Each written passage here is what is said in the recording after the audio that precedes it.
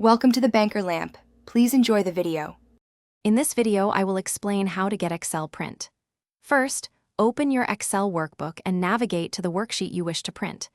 Before printing, it's crucial to define your print area. This ensures only the relevant data appears on your physical page. Then, always use the print preview feature to visualize your output and make necessary adjustments to page setup, margins, and scaling for a perfect print. To set your print area, select the cells you want to print, then go to the Page Layout tab, click Print Area, and choose Set Print Area. If you need to print the whole sheet, simply clear any existing print area.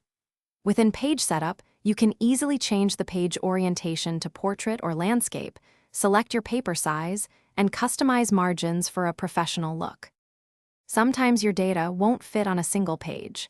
To fix this, use the scaling options in Page Setup. You can choose to fit the sheet on one page or adjust the scaling percentage manually. For multi-page reports, repeating header rows or columns on each page is essential for readability. Access this feature in the Sheet tab of Page Setup to select the rows or columns to repeat. Once everything looks perfect in Print Preview, you're ready to print. Select your desired printer, specify the number of copies, and choose whether to print the active sheets, the entire workbook, or just a selection. If you encounter any printing issues, double-check your printer's connection, ensure its drivers are up to date, and review Excel's print settings one last time.